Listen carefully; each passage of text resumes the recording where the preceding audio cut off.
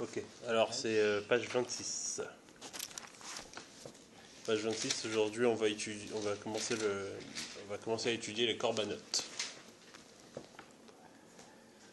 Alors en fait à partir de cette étape de la tuila là, on commence à rentrer réellement dans la tuila. Parce qu'avant c'était tous les louanges, tous les rappels des mérites des pères, etc. On avait avec le schéma une certaine glorification du nom de Dieu. Et là, en fait, avec les corbanotes, on commence à rentrer vraiment dans le sujet de la tuila, puisque la tuila a été mise à la place des corbanotes. Oui. Chachamim ont institué de dire la tefila à la place du korban.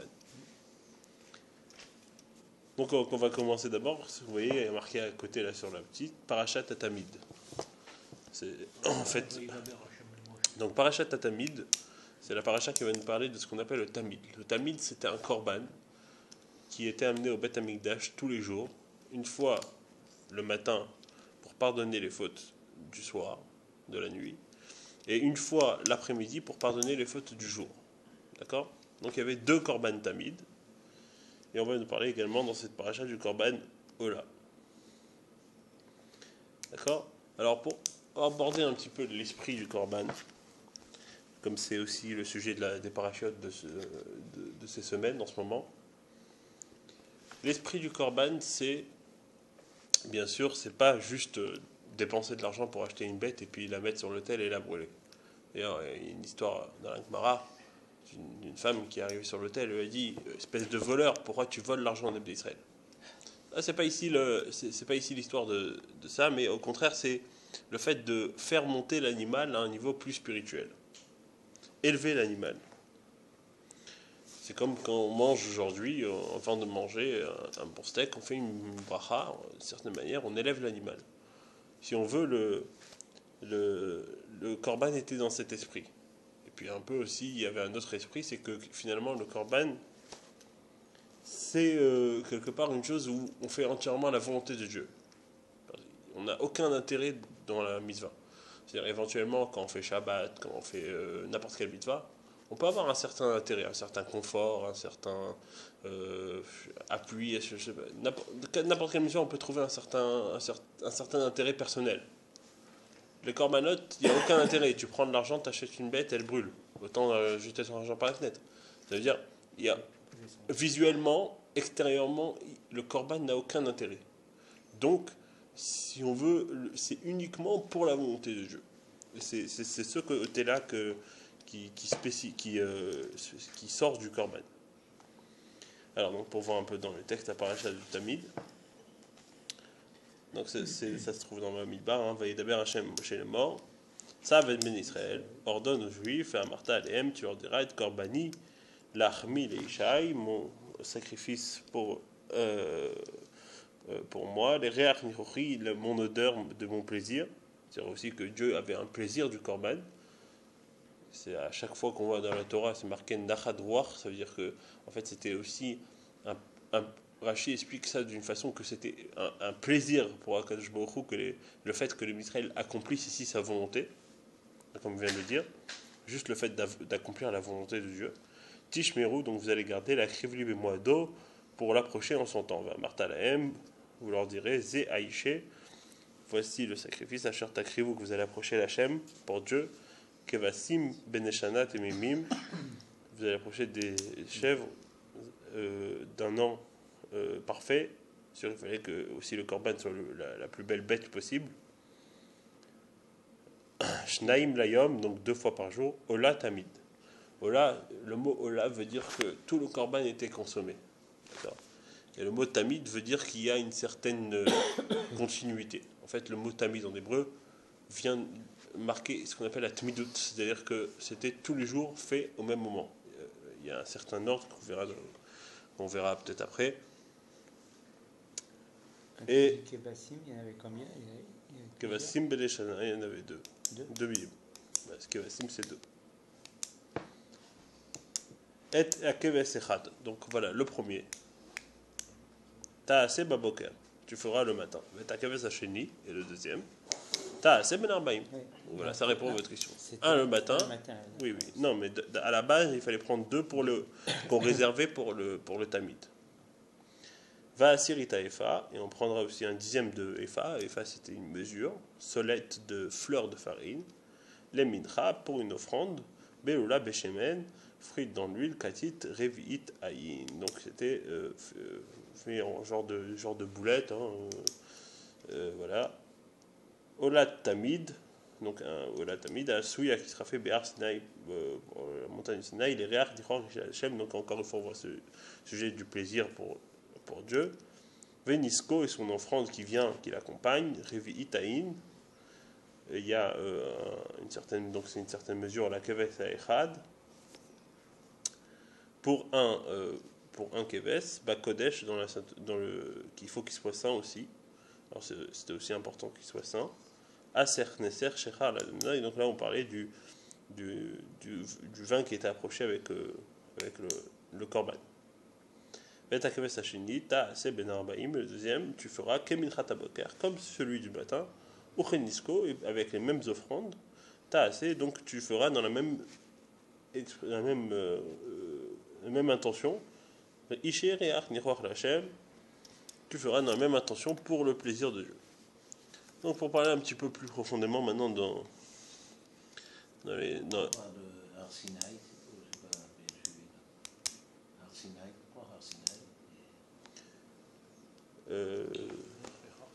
vrai que c'est une bonne question. C'est pour le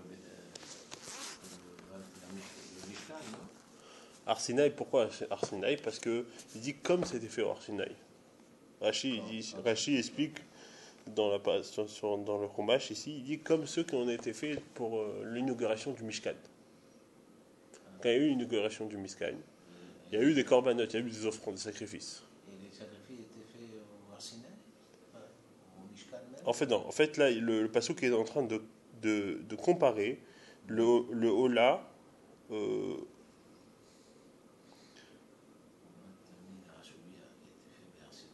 Il dit le passouk compare le Olat Tamid au Olat Arsinaï, c'est-à-dire celui qui avait été accroché avant Matan Torah. Il dit Rachid dit avant Matan Torah. C'est Magoulat qui l'a mis chez Théodat.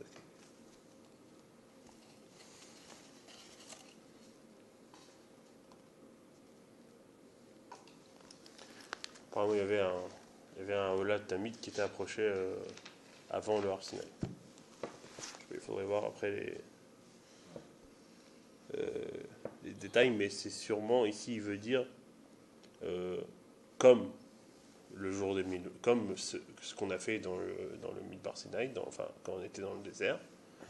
Et par rapport, maintenant, en fait, il fait une comparaison avec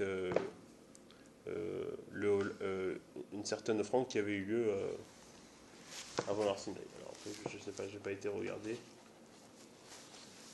Là, vous avez cherché dans le texte. Oui, j'ai cherché dans le texte. Ouais. Alors, ce qui s'est passé par rapport à Arsinaï, c'est comme ça. Il dit comme ça. Il dit que Moshe, donc, une fois avant qu'il descende avec les Aseret Adibrot, il arrive, donc il y a le Naas et Venishma, et puis une fois qu'il y avait eu ça, il y a marqué Vaishlach et Nare ben Israël, Vayalu Olod, Vaisbechus, Vachim, Shlamim, Lachem, Parim.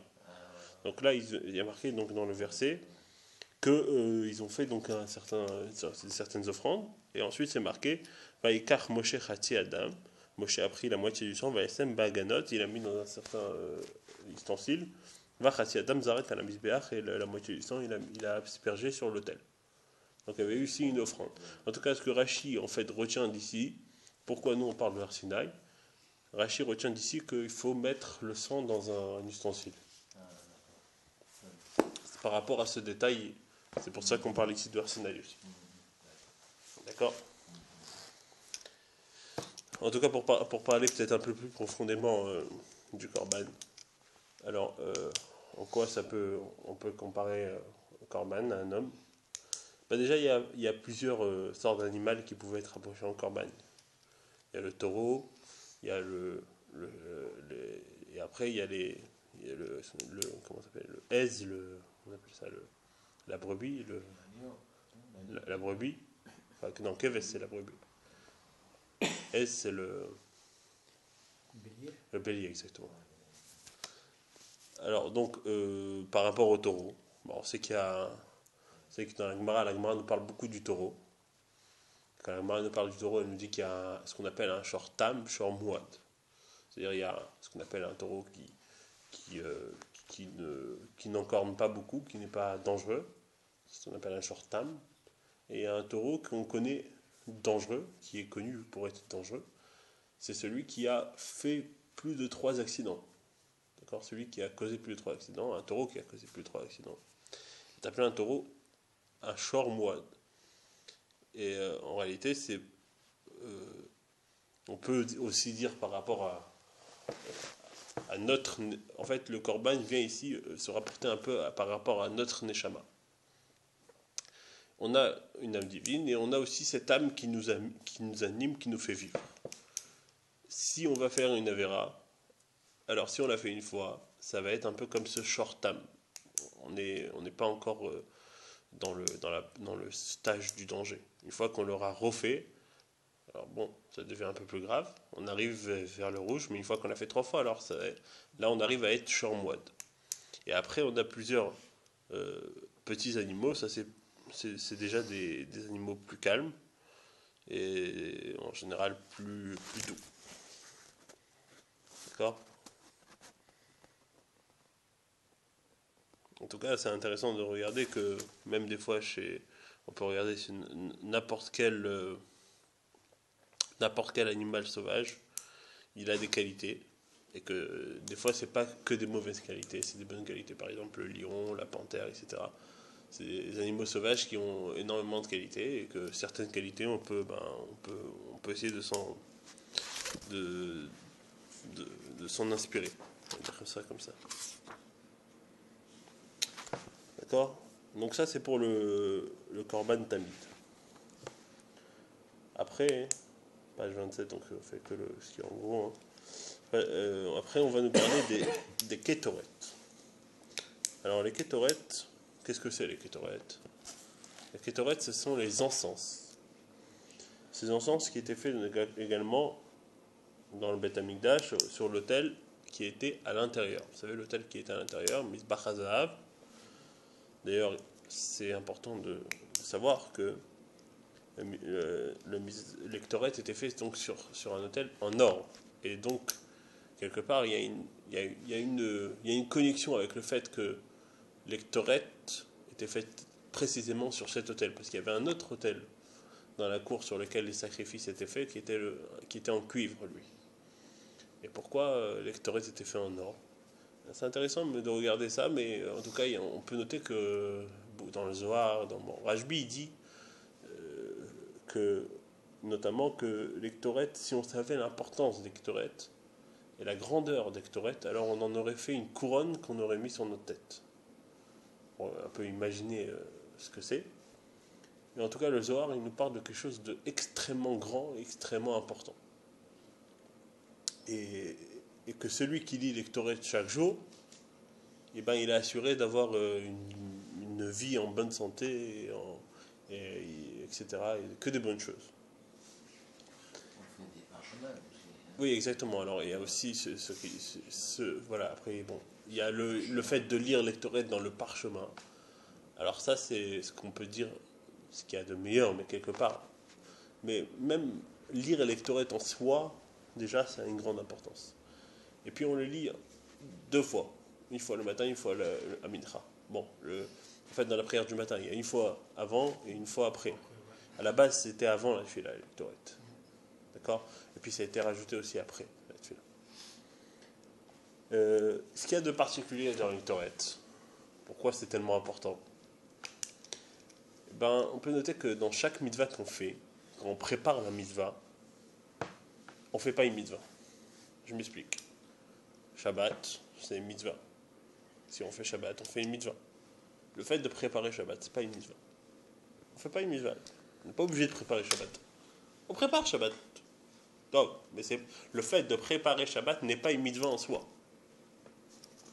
Deuxième exemple, mettre une mezouza, c'est une mitzvah.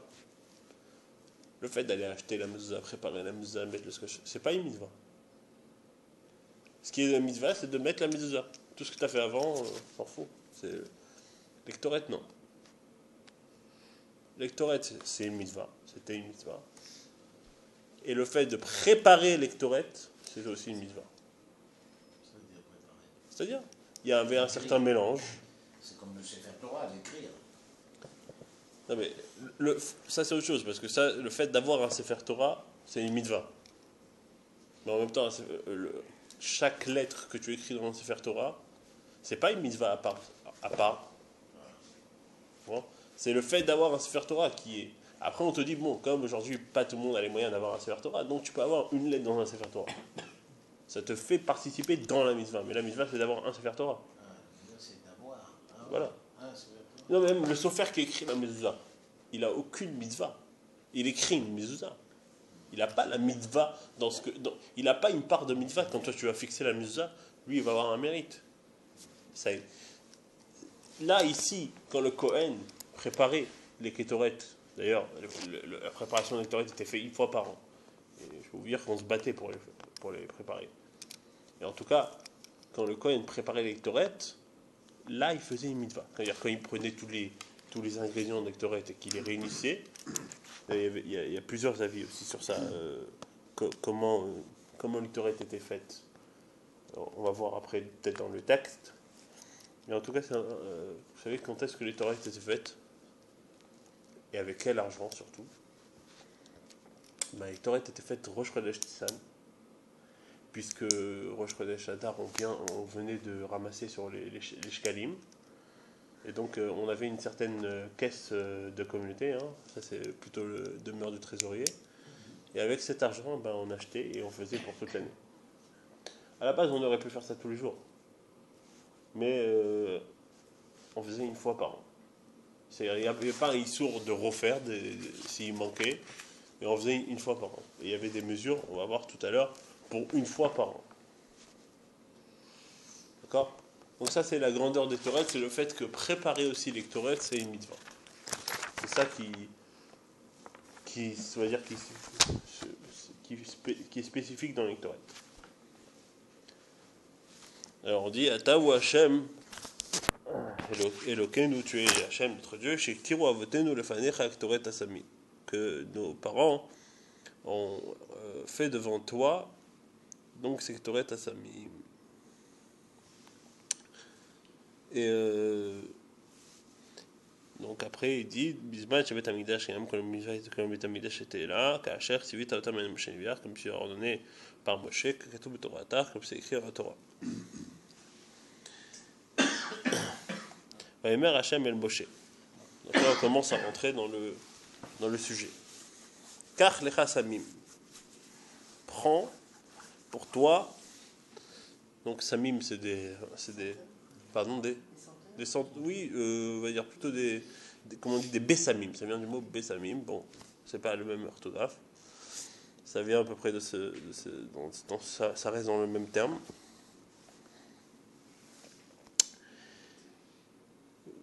Nataf, shrelet, vechelbena, samim. Ça, c'est des sortes d'heures. Ou le vona, zaka. Alors, bad bevad y est. Là, il dit que c'était Bad Bevad. Alors, sur ce Bad Bevad-là, il y a plusieurs avis, mais Bad Bevad, ça veut dire l'un dans l'autre. Qu'est-ce que ça veut dire l'un dans l'autre? Alors, en fait, ça veut dire que c'était mélangé, tout simplement. Mais comment c'était mélangé? Alors, on a vu ici plusieurs ingrédients, mais en tout cas, Rachid dit que on prenait tous les ingrédients et on les mélangeait. Et il y a un autre avis qui pense qu'on prenait chaque ingrédients séparément qu'on mélangeait et après on mettait tout ensemble. Ça ne change pas grand chose, mais concrètement il y a plusieurs avis comment c'était mélangé, parce qu'aujourd'hui on ne sait pas. Ve'asita ota, et tu la feras donc ketoret, une ketoret, rokar ma'ase rokar. Alors ce terme la rokar ma'ase rokar, c'est Est-ce que ça vous rappelle quelque chose en hébreu, rokar? Bon, rokar. Comment on dit une pharmacie en hébreu? Bet mirkachat, tout à fait. Je pense que ça vient un peu de la même source. Et je pense ici on parle plutôt comme on va dire, rokar, qu'il fallait mélanger. Maasé rokar comme un herboriste, comme un pharmacien, quoi. Comme quelqu'un qui va vraiment d'une façon très, pardon, précise, comme un herboriste qui connaît son métier, qui sait ce qu'il fait, et comment surtout traiter les plantes. La drogue, on a les drogueries. Les Oui, Américains disent droguerie. comme une droguerie, tout à fait. Il n'y a pas de honte à avoir une droguerie, tant que c'est pour le Kodesh. Bon, je ne dis pas qu'il faut prendre des joints, mais... Ça fait D'accord, mais moulach, Ouais. Je crois qu'ils disent samim. pardon, oui, mais moulach, Qui En hébreu, ils disent samim pour les en hébreu pour dire de la drogue, on dit samim, mais ça, on dit sam. Mais ceci dit, il y a pas mal de grands tzadikim. Il y a pas mal. Il y a on raconte sur le Rabbi Rachab qu'il fumait beaucoup. Drogue blanche. Et quand il fumait, alors ces chassidim lui ont demandé pourquoi vous fumez tellement. Il dit parce que pour moi la cigarette c'est Ketoret. Mais arriver à ce niveau-là, c'est pas donné à tout le monde. Arriver au niveau de sentir la cigarette comme des Ketoret qui étaient faits au Beth Amikdash, c'est pas donné à tout le monde. Aujourd'hui, on fume plus pour notre plaisir, pour un certain... Voilà, il n'y a pas ce côté... on n'est pas des tzadikim.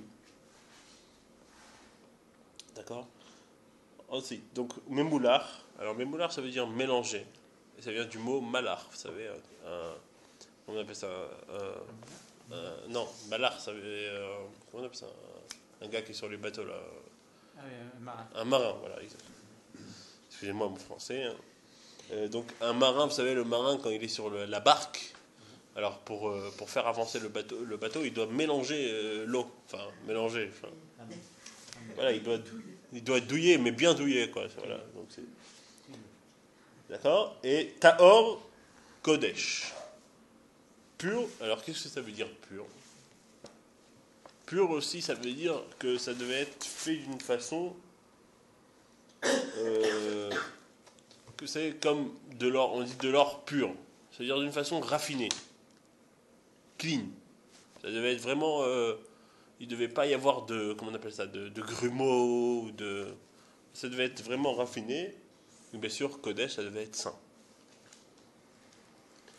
Et Sachakta memena adek, tu l'écraseras adek, très finement. Pardon. Tu l'écraseras très très finement.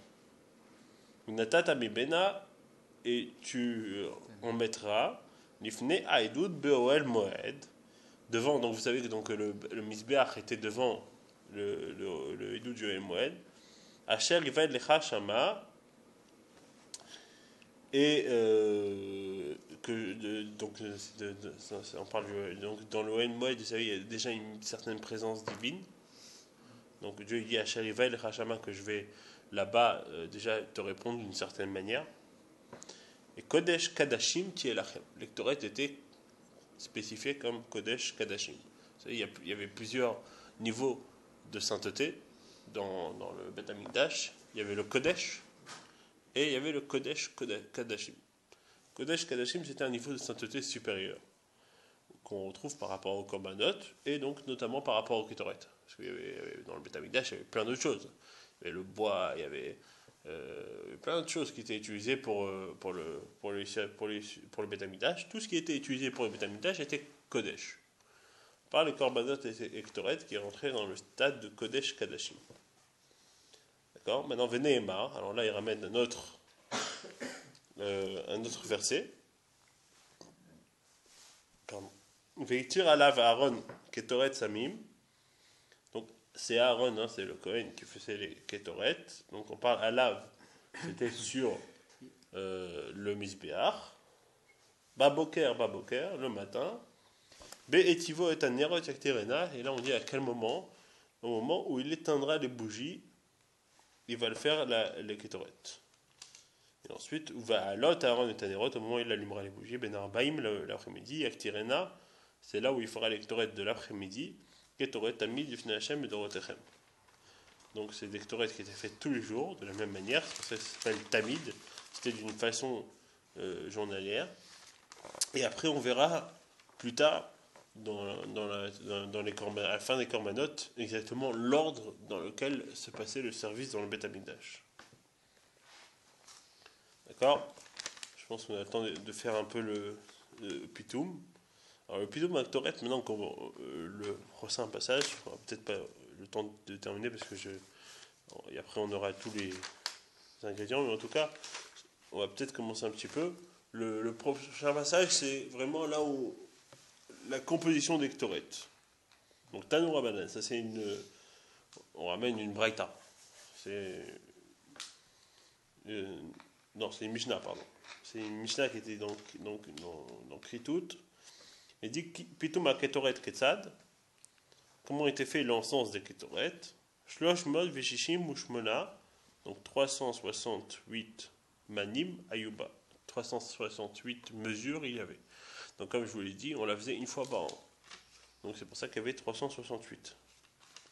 Shlosh Mod Veshishim Vachamisha. Ou bien il y avait 365 Keminyad Yematachama. Comme si c'était comme le cycle du jour du soleil. Mané Becholium. Et il y avait bien sûr pour chaque jour une part qui était divisée en deux, Machatzito Baboker ou Machatzito Baerev. La moitié le matin et la moitié l'après-midi. Pardon? Oui, mais quand on dit le soir, ici c'est Mincha, on parle de Mincha. Il n'y avait pas Arvit ici, on ne parle pas de. D'accord? Shosha Manim Eterim, et c'est 3 en plus, il y avait. Shemem Machnis Kohen Gadol, Vedotem Mem Melchofna Veyom Akipurim. Pour le jour de Kippour. On marziran les martèches et Berim Akipurim, Kedé les Kaim Zadaka Minadaka. On va peut-être s'arrêter ici parce que de toute façon, après il faut chercher ce que c'est les 11 composants que je vais pas, on va peut-être regarder la prochaine fois. En tout cas, ce qu'on peut retenir. Pardon? Ce qu'on peut retenir par rapport au Toret, c'est que le Toret dans la Gemara peut être interprété aussi comme une façon, comment dire, comme un attachement. En araméen, ça veut dire un attachement. Et c'est le fait que par les Toret, on s'attachait à Dieu.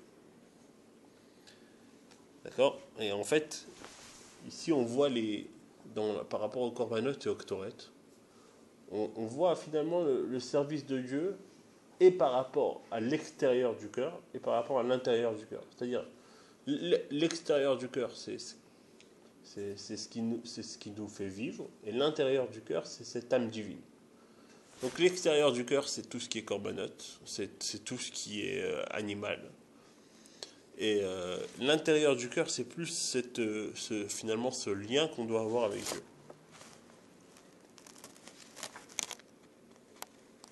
D'accord? C'est-à-dire qu'il y a certaines choses certains gens, certaines choses que l'homme aime par rapport à leur aspect extérieur.